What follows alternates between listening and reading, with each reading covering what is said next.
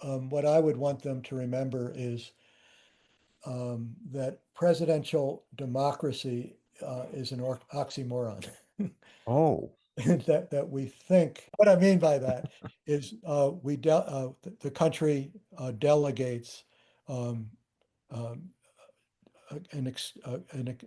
a dangerous amount of power to the executive branch, so that one person, one individual, has enormous power in the political system. And I think this corrodes the system of checks and balances, because if we really have moved to a system of presidentialism, then what we really, what we're really, and we may not be there yet, but we certainly moved in this direction. What we really have is an elected monarchy.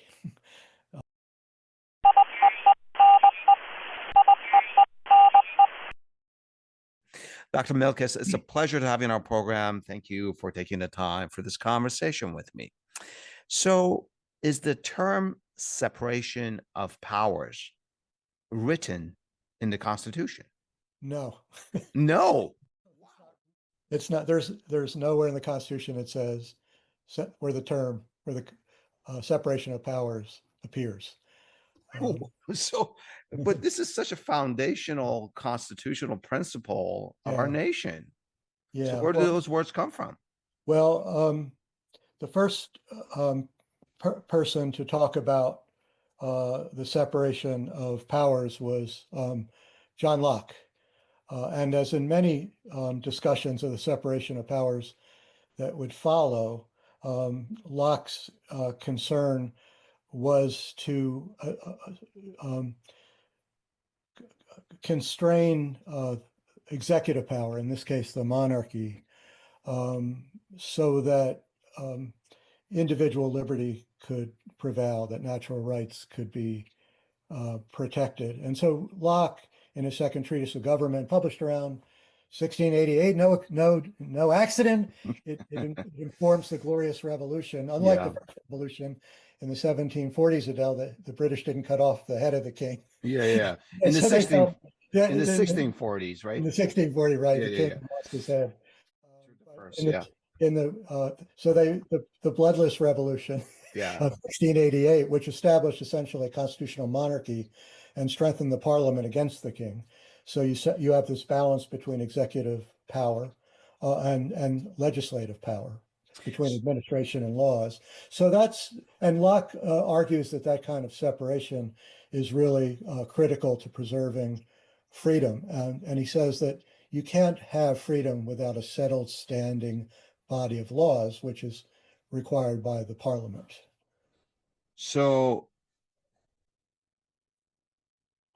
John Locke, who's British, talks about the separation of powers about a century, almost exactly a century before we start talking about our Constitution. Yeah. Another important figure, if I may, is he has a long French aristocratic name, so I'll just call him Baron Montesquieu. Oh, Montesquieu, yes. Yeah, and he wrote The Spirit of Laws, which was published in 1748. And he was Locke had a very important influence on the founding fathers who wrote the Constitution. But Montesquieu's influence is sometimes not appreciated enough, because as we'll talk about the Federalist Papers in a second. Yeah. But in the Federalist Papers, which were written in defense of the Constitution, in the very intense struggle between the Federalists and the anti-Federalists over ratification, the Federalists invoke Montesquieu the most. He's characterized as the celebrated Montesquieu. And the Federalists were George Washington, Alexander Hamilton, and John Adams, right? James Madison. Those three. Okay. Yeah. All signing. They're using the pseudonym Publius. Oh, I'm sorry. I wasn't referring to the writers of the Federalist Papers. I was talking about. I gotcha. The Federalists as in party. So Montesquieu was used, my French is terrible, so I won't give it in the original French, but he talked about three powers. He's the first one to really talk about three powers, the executive power, the legislative power, and the judicial power. And that has a tremendous influence on the founding fathers, the writers, the authors of the Constitution, and it's particularly appreciated by James Madison. And in his justly famous Federalist 51, he argues that what will preserve liberty in this Constitution is that there'll be a separation of powers. And he says, ambition must be made to counteract ambition, and that each one of the office holders must develop a loyalty to the place where they govern, and in their institutional loyalty, which will be tied to their ambition, each of these separated branches of government will check the other, and in this system of checks and balances, which is a term that John Adams coined, his defense of the Constitution, which was defense defense of a constitutional republic. He uses the term checks and balances, but the meaning is there in Madison's 51st Federalist paper. So it's the case, from what I gather, based on your explanation, that we got the term separation of powers from the Federalist papers. Exactly. Yes. Not the U.S. Constitution. Not the U.S. Constitution, although Madison argues that the Constitution is written to and is written in a form that will establish a separation of powers, and in that separation of powers, liberty will be protected. So he's invoking these great philosophers, Locke and Montesquieu. But what's really fascinating about the American Constitution is this grand experiment in putting these kind of ideas in play for the first time. How about the word co-equal? Co-equal as in co-equal branches of our government. Is the word co-equal in the Constitution? No. I hate to disappoint you. The Constitution is very vague on philosophy. Wow. Well, let me ask this other question, Dr. Milkis. Can I just say that the first time co-equal branch of government shows up is during Jackson's presidency. Andrew Jackson, he's the first one to use that term. We're talking 1828, that far out? That far out, yeah. Because until then, there was this sense that the Constitution established the legislature as the first branch of government, and the president and courts, although very important, had to be to some degree subordinate to the legislature, because as Madison says, in a republic, the legislature must predominate. So Jackson was the first president to really defend aggressively the presidency as a co-equal branch of government. And he did that in response to the Senate's censuring him for killing off the National Bank. So in his censured, that's the first time you see it, Adele.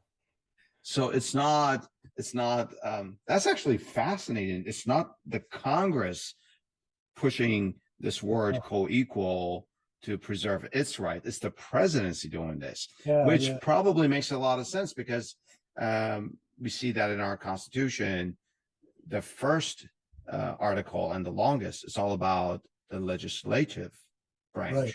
That's Article 1, right? That's Article 1. That is really interesting.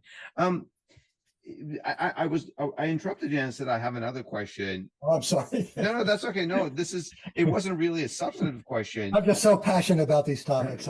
Good. I'm glad.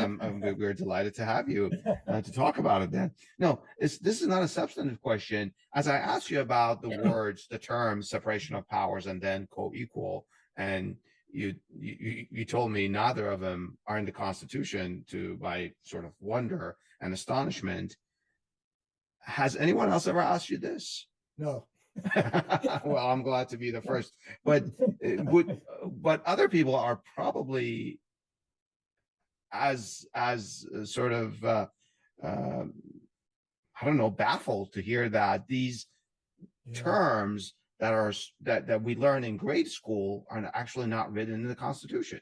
Yeah, that's interesting. Yeah, I think a lot of people, by osmosis, maybe not, associate what's argued in the Federalist Papers with the Constitution, and indeed, that is perhaps the most important authority, Adele, is how the Constitution is supposed to work. It's been cited in many Supreme Court cases, for example.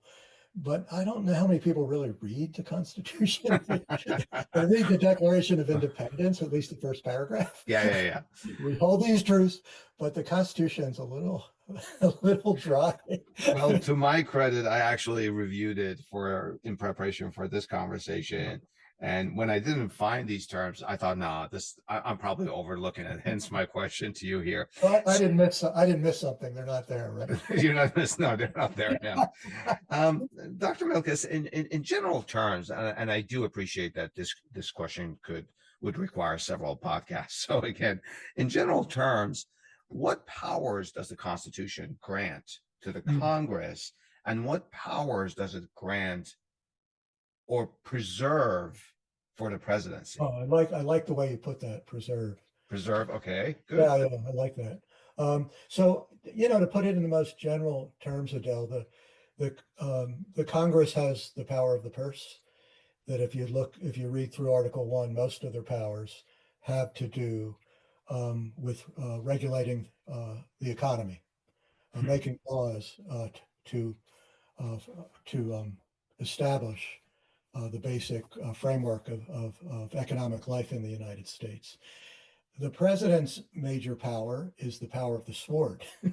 That is, the president is commander in chief, and that's the most important power listed in Article 2.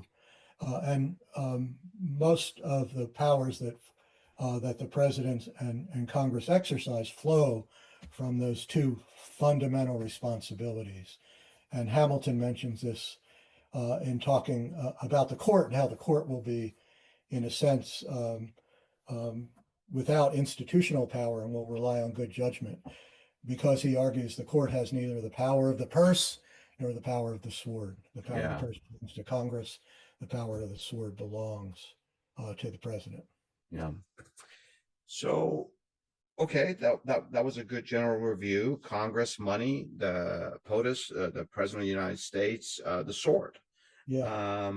That's in most general terms. Yeah, I agree, and that's exactly what I asked you for, Dr. Milkis. So, in the more than 230 years of our republic's history, we talked about the Federalist paper, we talked about John Locke, Montesquieu, we talked about philosophy and Constitution. Okay. Yeah. In these 230 years, I want to switch to something else. Sure. How did realities of politics change the balance of power between, let's say, the Congress and the presidency? Mm-hmm. Because a constitution or philosophers can say whatever they want. Then there's politics. Yeah. The Constitution is just a piece of paper until we really get down to exactly implementing it. Yeah, the president, in spite of when you read the Constitution, Adele, tell me if you agree, it does look like the Congress is the most powerful branch. Oh, yeah, it's a big article. Yeah. I mean, even in terms of the commander in chief, Congress has the power to declare war, establish money for armies.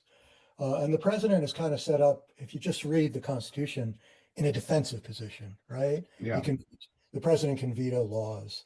The president will carry out fight the war if Congress declares the war. But the president doesn't look like the first mover, as economists say. But in reality, when you get down to politics, the president, because the president we have a unitary executive, one individual, and the Congress is made up as a plural institution. The president, the Congress has a collective action problem that the president does not have, and that's particularly important when we have national emergencies. And so, in the 19th century, where Congress dominates the most, the times when the president exercises the most power is during wartime. And so Lincoln is in the 19th century clearly the most powerful president, because he argues in a domestic rebellion, the president has, he doesn't use this term, but the meaning is there, prerogative power. And John Locke had talked about this, that the president has power to act where the law is silent or even against the law if it serves the public interest. And that really, that kind of prerogative power, which transcends the formal powers delegated to the president in Article 2, is particularly important, Adele, in wartime. For example, correct me if I'm wrong, Dr. Milkis, for example, Lincoln wanted to get rid of habeas corpus. Is that one example? He suspended habeas corpus. Yeah, exactly. The Monument of Liberty, you know, that's probably one of the most important. And only Congress, I think, has the power to do that. Well, it doesn't, the Constitution, one of the problems with interpreting the Constitution, as you read it, it's so general. Yeah, it is. As John Marshall said, our first important Chief Justice of the Supreme Court, it's written for the ages. It's written to last.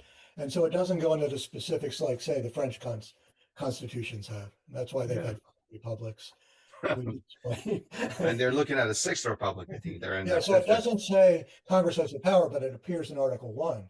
So those who took exception to Lincoln's suspending habeas corpus, which suspends civil justice, makes people subject to the whims of the executive branch in terms of justice or military tribunals.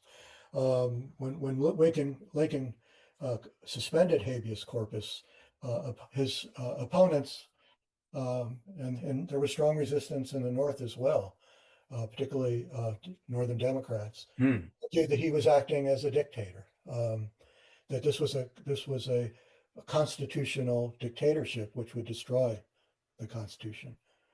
And of course, the Emancipation Proclamation was another really important aggressive administrative action that Lincoln took.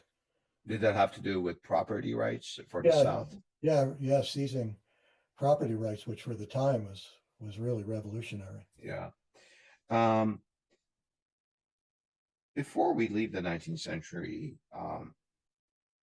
there's another president, you mentioned him, Jackson. He came up with coequal, the term coequal, to defend the presidency. There was not a war going on during his presidency. I mean, there were a lot of conflicts with native peoples of America. I know that, but there was not a war going on. Yet, tell me this, Dr.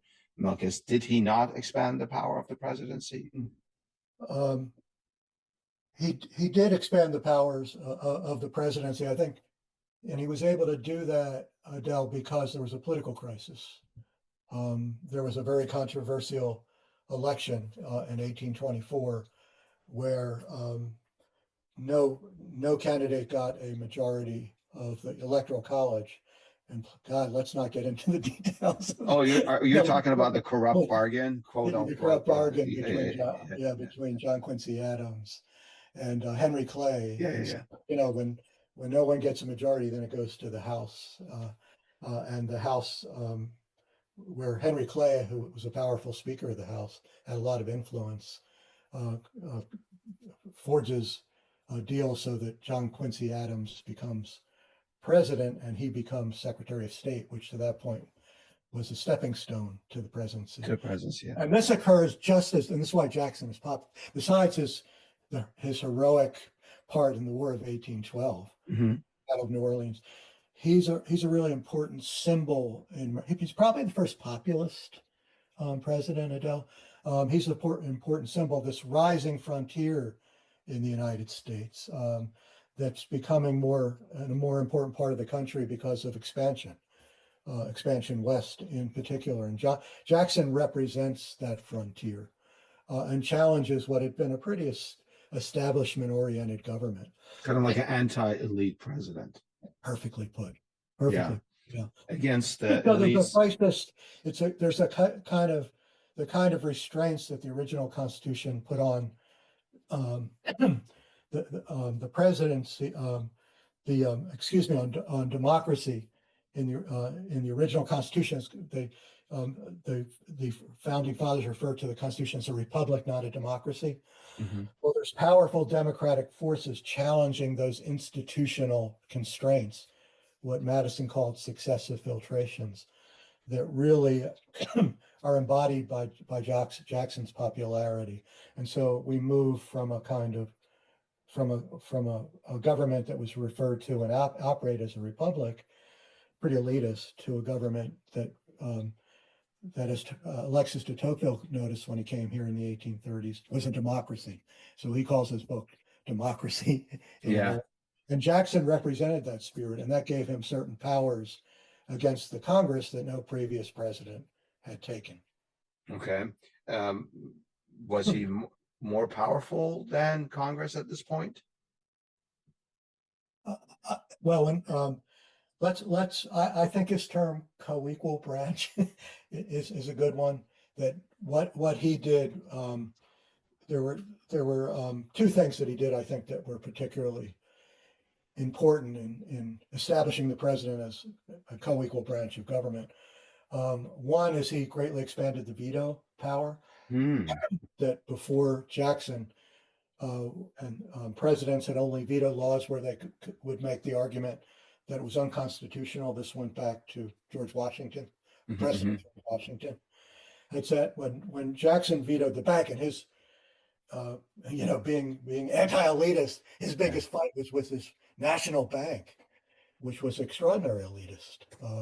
It was Second Bank of the United States, which was Second Bank of the United States. And Jackson argued that he had the power, that the president had the power to veto laws that were considered bad policy or not in the public interest, and therefore not limited to policies that or laws that the president had to make a case for it being unconstitutional. So he greatly expanded the veto power. Oh, so this is more power than, let's say, Washington was exercising. It's not just what is constitutional or not constitutional, saying, I personally think this is bad.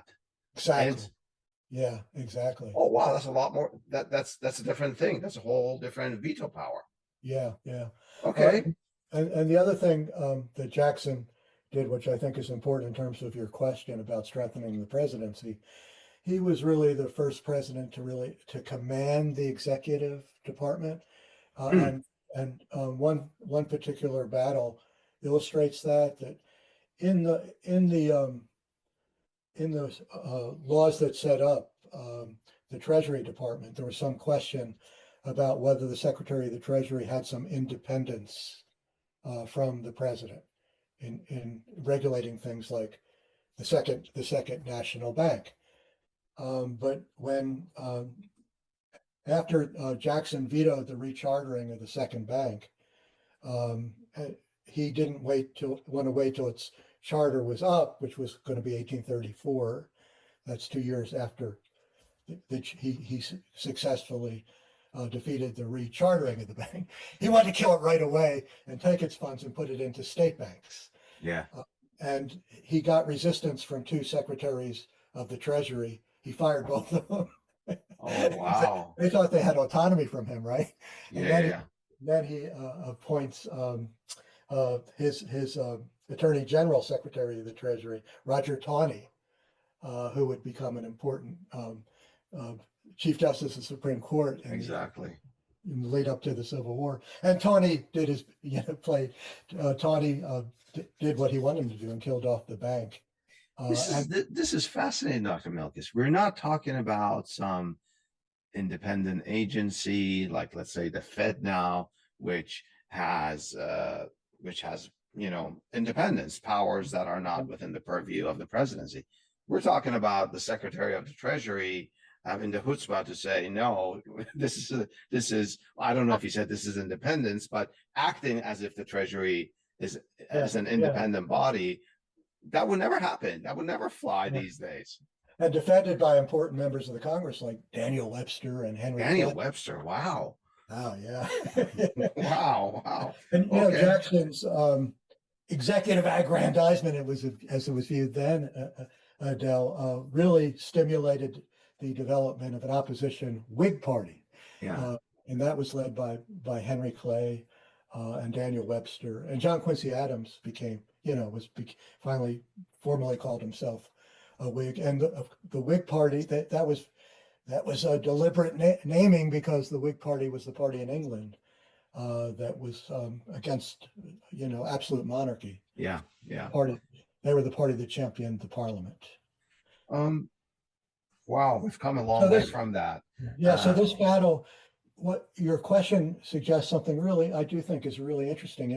There's so much controversy now about this doctrine of the unitary executive, where the president has complete authority over the executive branch. Mm-hmm. But this didn't start with the development of shall we call it a fourth branch of government, the bureaucracy. Yeah. It really begins in the 19th century. And it's aroused by the question of how much power the president had over these departments that the Congress creates. Wow, that's fascinating. So these are, such as the Treasury. So let's move on to the 20th century. Are there any moments in our politics that you think shifted the balance between the power of the presidency versus the power of our Congress? Yeah, I think in the 20th century, executive power, which was episodic in the 19th century, rising during political crises or war, and then subsiding. And by the end of the 19th century, from the end of Reconstruction until the presidency of Theodore Roosevelt, Congress was overwhelmingly the dominant branch. Oh, wow. As Woodrow Wilson said in the book that got him tenure.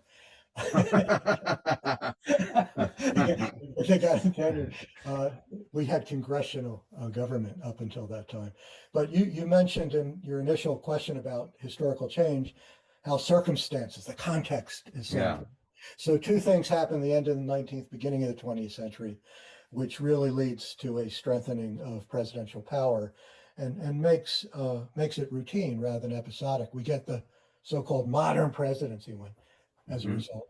And those two things are the Industrial Revolution, which hits the United States like a gale force at the end of the 19th century into the 20th century.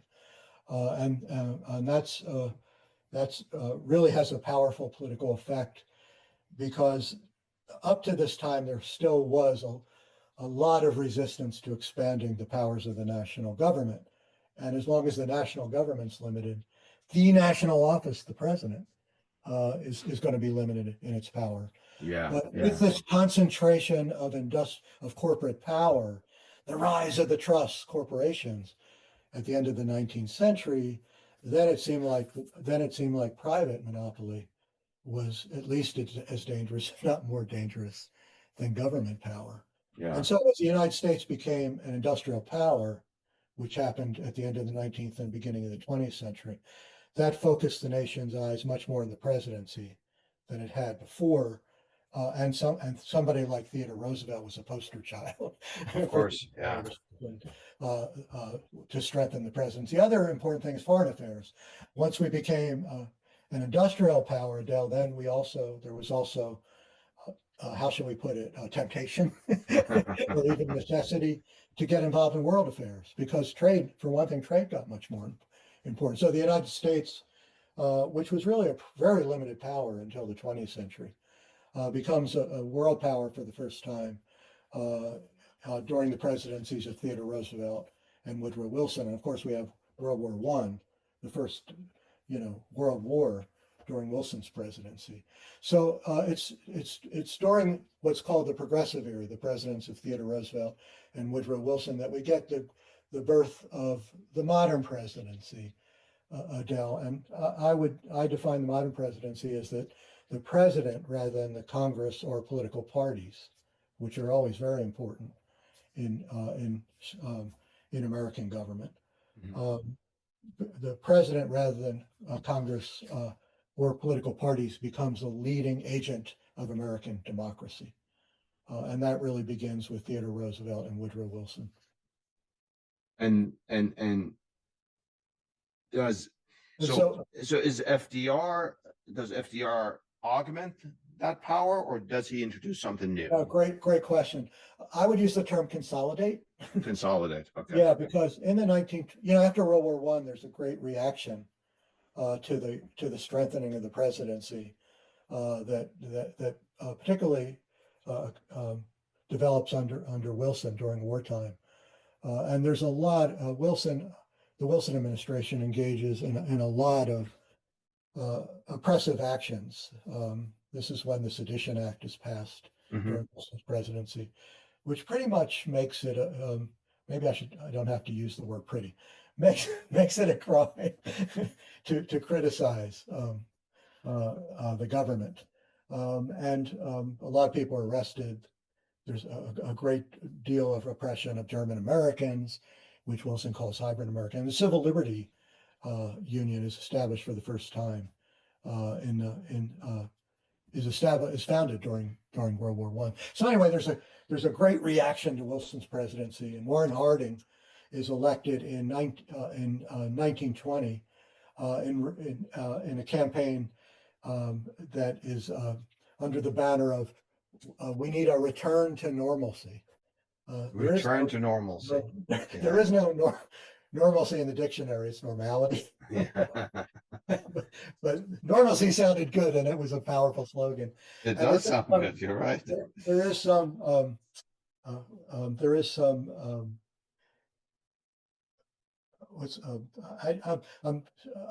wouldn't use the word necessarily backsliding of presidential power in the 1920s, because there really isn't a dismantling of the modern presidency. The presidents during that time, let's see if we can name them. Warren Harding, Calvin Coolidge, and Herbert Hoover are still more powerful than presidents were in the 19th century. But there is considerable resistance to expanding the national government. I see. So there's also just one more. There's a restoration of isolation that was so powerful during the 19th century. Yeah. And again, war, as Madison said, Adele, war is the true nurse of executive aggrandizement. So what happened with why Franklin Roosevelt is so important is he comes to power in the face of the Great Depression, which is the worst economic crisis in American history, an existential situation in the United States. 30% unemployment, 50% in most major cities, the banks collapsing, Wall Street cratering. So he comes into power during the worst domestic crisis in our history, save for the Civil War, I think.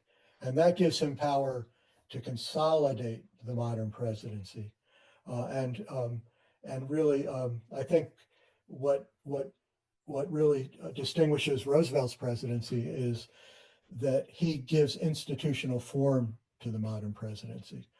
And so for the first time, we get this presidential institution, which is called the Executive Office of the President, with the White House office and important staff agencies like the Office of Management and Budget. So it once was an office with very limited staff, even up through the 1930s. Now it becomes an institution just as embedded as the institution of the Congress. It's no longer. Oh, wow. So it's no longer the person of the presidency. It becomes really the institution of the presidency. Yeah, yeah. And so what Roosevelt, once that's created, what Roosevelt does by charisma and political talent can be done routinely by his immediate successors, like Truman and Dwight Eisenhower, that they exercise great powers, the powers of the modern presidency that are consolidated during the 1930s. And World War II, of course, is extremely important here. Even though I could say a lot of good things about Harry Truman and Dwight Eisenhower, but charisma is not. It's not one of them. And so you get the development of the welfare state and the national security state coming out of Roosevelt's presidency, and further elaborated by Harry Truman and Dwight Eisenhower. And once you have that, and you have the government involved in the economy and world affairs. That really establishes the presidency as a powerful institution enduringly. It's no longer episodic. And the minute we have left before we go on to the next segment, I want to ask this question, and I hope it doesn't come out completely out of nowhere in this history that we're talking about.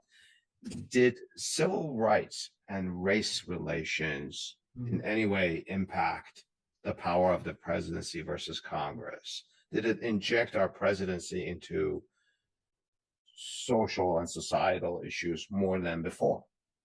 That's such an important question, and it's a question that's really preoccupied me, Adele, for the last 10 years or so.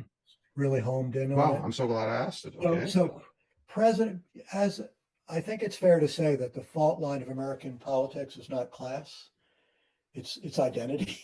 Who are we the people? Who belongs to the American community? Because of our obsession with individualism in the United States, in a way that's really unique, I think, because we could have a whole podcast on why this is so, but because of that emphasis on individualism, just who are we as Americans? Is the British don't struggle with this question so much, the French don't, the Germans don't. We do. Who belongs in it? Who are we the people? The preamble so elevated, but we fought over who the people are. And slavery, of course, and race are really the most confrontational parts of that. And sex, women weren't part of the people, arguably, until women it involves women as well. And so most presidents most modern presidents, because it is such a divisive issue, try to avoid it. try to avoid the question of race and keep it off the agenda of politics, the second face. So the New Deal focuses like a laser on economic security. And Roosevelt argues that if we can establish a system of economic security that extends to the South, that may eventually lead to the end of this Jim Crow system. Because the economic advantages will eventually will help people of color as well, and that will lead to a challenge, to a departure from this terrible system of Jim Crow, which was almost a de facto form of slavery. And presidents, even so, Franklin Roosevelt keeps his distance from from the emerging civil rights movement. It begins to emerge during the first 3 decades. His wife Eleanor is more involved in that front. Well put. Yeah, we're not even talking about the First Lady, which becomes an important part of this modern presidency. First ladies now have an office in the West Wing. Yeah, and indeed they should. And Roosevelt was forced by some strong civil rights leaders like A. Philip Randolph, with the approach of war, to take some important measures regarding the fair treatment for Black Americans in the defense industry and in the civil service. But he never pushes for a civil rights program. Harry Truman takes some important executive actions, again, regarding the military. He desegregates the military. Incredibly important act. But again, there's not a direct attack on Jim Crow. The first time that happens is in the 1960s, and it's not John Kennedy who really initiates a full-blown battle against Jim Crow. It reached Kennedy's famous State of the Union message, Adele. He never mentions race. It's all about the Cold War. Wow. So but Lyndon Johnson took it on. Yeah, Lyndon Johnson. And so by taking that on and facing an opposition, the congressional delegation, the powerful congressional delegation from the South, does he increase the power of the presidency in doing that? So? Yeah, I think so, because what comes out of the 60s and all those the culture wars of the 60s is that once an issue that again emerged episodically, like during the Civil War and for a time during the Progressive era and to a point in the New Deal. Really, the polarizing issues over we the people, which involve not just race but immigration, women's rights, all those things really are really advanced with important laws during Johnson's presidency. And Adele, those are polar back to where I started in this discussion about race. Those are polarizing issues. Yeah.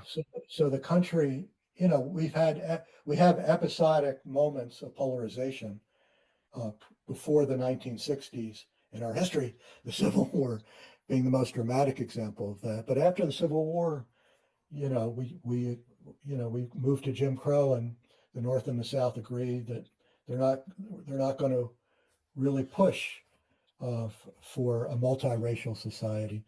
Once the push for that takes place in the 60s and the counter mobilization to it, it becomes there's a displacement of conflict from economic security to these social issues. The economy is still important, but they're entangled in these social issues.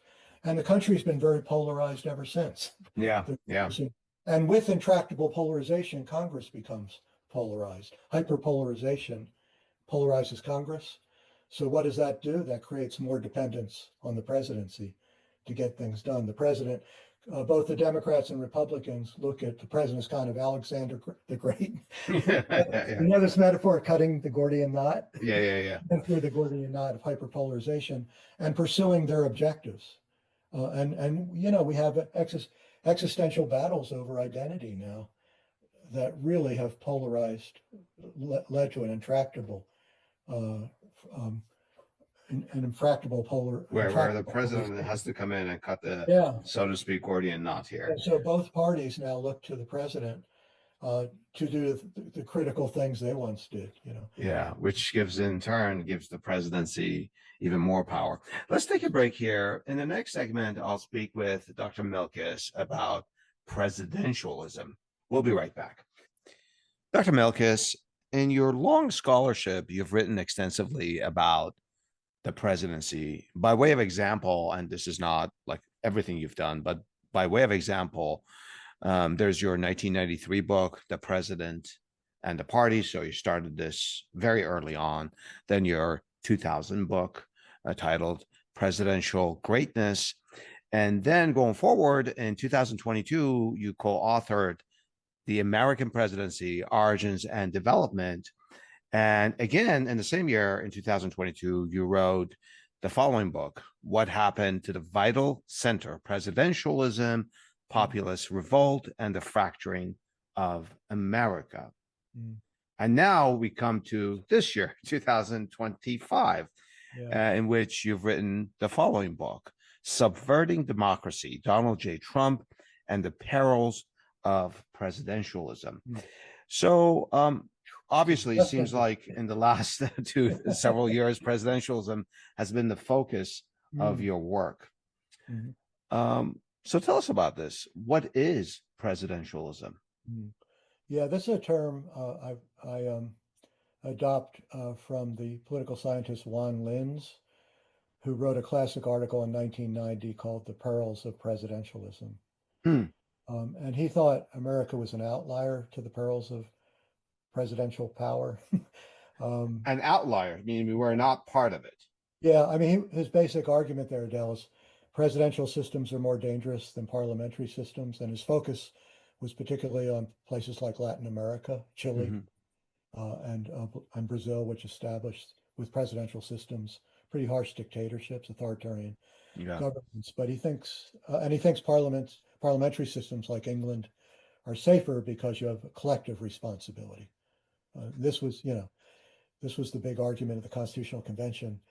Is creating a unitary executive safe, or would we be safer having a collective kind of executive like most of the states had at that time? And Hamilton, who strongly supported. Oh, I'm sorry. Did you say most of the states at the time, like going back at the time of the Constitution was adopted, they had plural executives. So like it's The only exception was 17, I'm sorry, say that again. the only exception was New York State had an executive that looked like something like the American presidency. So going back to the late 1780s, most of the newly formed states didn't have governors. There was several people, like a committee that ran the states. They had governors, but the governors were very weak, reined in by a legislature which had almost all the power, and also the governors were tasked with working with a council, and to carry out most of their duties, they had to have the approval of the council.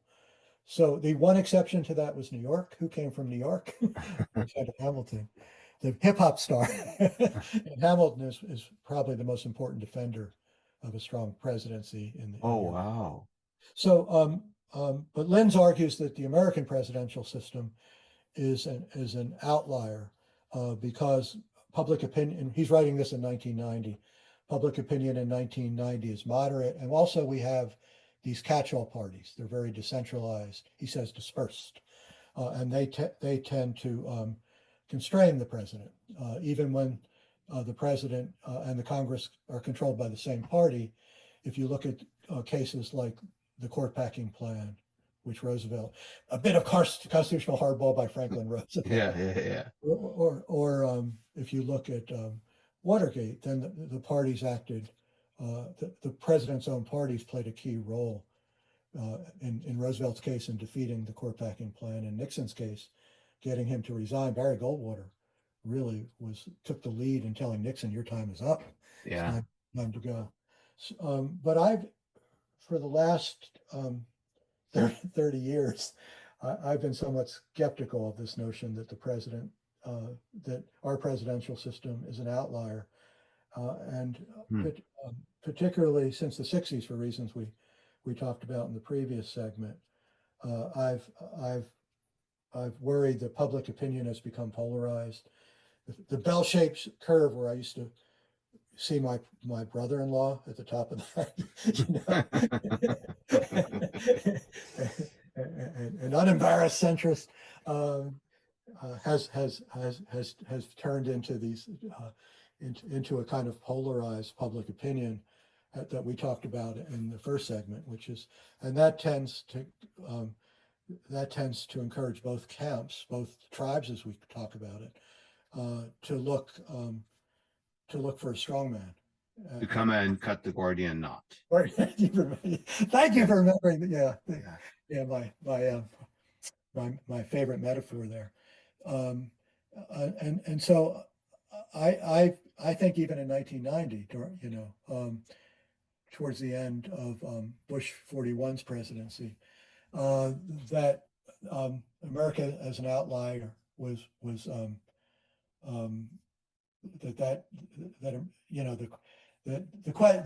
fact that America was an outlier, I think, warranted being challenged. And I think presidentialism has emerged in the United States. And you asked me, what does that mean? I'm sorry. Yeah. What I mean by that is the country delegates a dangerous amount of power to the executive branch, so that one person, one individual has enormous power in the political system. And I think this corrodes the system of checks and balances, and it weakens any kind of collective responsibility that political parties can provide, so that the presidency dominates the political system to such a point that there's a question about whether or not we still have checks and balances. We can circle back to the beginning of this conversation, whether we still have separation of powers, because if we really have moved to a system of presidentialism, then what we're really, and we may not be there yet, but we certainly moved in this direction. What we really have is an elected monarchy, an elected king. And going back to the Constitutional Convention, when they were fighting over what powers to provide for the president, Ben Franklin was worried about giving establishing a unitary president. He said, you know, the president's going to be elected, and some people think that'll prevent us from having a king. But you know, when you have a king, the people are on their guard. They're watching out for the king. Congress is watching out. The parliament will place restraints on a king. But if the president's elected by the people, if the president presents himself as the tribune of the people, as Andrew Jackson first did, that kind of executive power is particularly dangerous because the people thinks, and this has really happened in our current political moment, the people think the president is their steward, the president is their weapon, is their guy, to protect them from the other tribe. I'm sorry. No, I mean, it's almost when you have populism, or if you have direct sort of voting for the president, even though we have the electoral college at the end, the electoral college doesn't really disregard people's vote. You get a sense that the president is really our guy, even if Congress is not doing good by us. We got the president that's supposedly doing good for America. Right. Congress only represents parts of the country. Exactly. The president represents the people. The president is the only office that can really make an argument. Yeah. He represents the people. And as this is I think we see the culmination of it beginning with the election of Barack Obama. And then we see it just reaching a really dangerous, what's beyond a culmination, apotheosis. Really a constitutional crisis with the presidency of Donald Trump. The presidents are really celebrated as cults of personality, Del. You saw this with Barack Obama, the first Black president, incredibly important moment in American politics, a very charismatic politician, and is not just viewed as, when he ran for president, as a candidate, or when he was president as an office holder. He was viewed as the leader of a movement. Yeah. Sort of a new progressive movement. Like a sea change. Yeah. And with Trump, I think the Christian right has played an important role in that, which is, the Christian right are really the foot soldiers of the Republican Party. And this starts with Reagan, but again, Trump has made them much more powerful than even Reagan did. He's got a special advisor in the White House. He presents himself as a religious figure. I think at the Republican National Convention, and his near assassination has really fed into this. Wow. He said at the Republican National Convention, "God save me so I can make America great again." I think a lot of Christians would see that as a very dangerous thing for a president to claim that they somehow have the status as a divine being. Yeah. And the great sociologist Max Weber warned about this, Del, in his work on charismatic leadership. He said the charismatic leader doesn't have a transactional relationship with his followers. What we have here is a religious relationship. Thus saith I. Oh, that's really interesting. If you just hold on one moment, please. I want to go back. Does not have a transactional relation. So it's not this latest bill or this latest act or this latest executive act. You're looking at the person as the leader, and that person sort of overwhelms any one particular event or federal conduct. Yeah. I mean, wow. And you can just, this conversation is broadly framed by the relationship between the president and Congress, but if you can see how, if members of Congress are Republican members of Congress are tend to view Trump as a charismatic leader, and if they don't, the Republican base, their most loyal supporters, the most active and vocal supporters, will force them to accept Donald Trump as a charismatic leader. You could see why the current Republican Congress has such a difficult time standing up to Trump, and why he's now. What contributes to this, of course, is our primary system, which plays out over the 20th century and weakens the party organizations and makes them more open to the kind of populist politics that you were describing before. Going back to history, you named Presidents Obama and President Trump.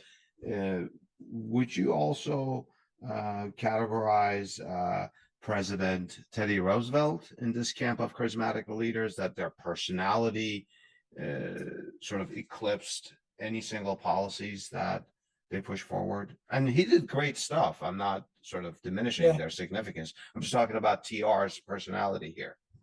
No, I think it's a great question, and I do think the celebration of presidential personality has been an important part of the emergence of the modern presidency, and the emergence the development of a mass media, which really begins in the 20th century with mass-produced newspapers and magazines, and then the radio. And then movies, and then television, and now social media. That accentuates this personal nature of the presidency. And I do think our most important presidents have been charismatic personalities. Yeah. But there was more resilience, if you will, in what's called the Madisonian system, the system of checks and balances we started out talking about in the beginning of the 20th century, than there is now. Over time, and again, I think this accelerates in the 60s, intensifies in the 60s with our polarization. Over time, things that constrain presidential power, like checks and balances, and a collective party organization, I think those things have been weakened to the point where this cult of personality is more pronounced now than it would have been, even with somebody as engaging as Theodore Roosevelt. Yeah. If you wanted our audience to remember just one point, after everything we've talked about for the last hour, just one point about the power of the presidency, what would that one point be, Dr. Milkis? Yeah, that's a really, really important question. I think what I would want them to remember is that presidential democracy is an oxymoron. Oh. that we think, I think that Americans, most Americans, no matter what their ideology or partisan loyalty now, view the president as the leading instrument of democracy. But I've always worried, going back, you mentioned, my first kind of, significant book on the presidency, which I wrote 30 years ago. Going back to that point. You're talking about The President and the Parties, 1993 book. Yeah. The 1993 book, Adele. I worry, for the first time really in that book, whether a large and diverse country, now well over 300 million, right, and invest so much power in one individual and still consider themselves engaged in something we can justly call self-government, what Jefferson termed self-government. Can we give so much power to one person and still call ourselves a republic or a democracy? And that's why my most recent book is called Subverting the Republic, because as this presidentialism really comes into full realization, I think people may believe we have a democracy because we elect the president, or at least, we indirectly elect the president through the Electoral College. And most of the time that's led to the popular vote winner becoming president. But when one individual exercises that much power and Congress loses so much power, and the courts are drawn into the vortex of partisanship, then we have an undermining of the rule of law. And I think the rule of law protects the weak from the powerful. Yeah. Locke talks about a state of nature. And in doing that, he's following the work of Hobbes, Thomas Hobbes, Yeah.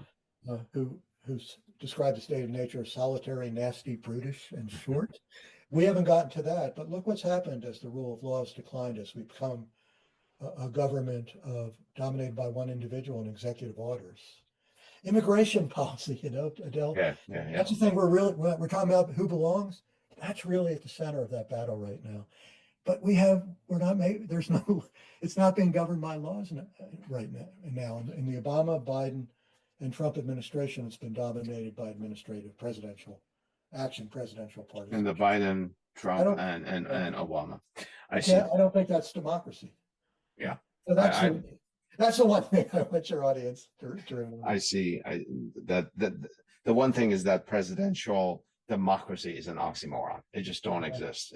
That can't happen. I hear. Yeah. We got to think about things like state and local governments and Congress. It's really Yeah.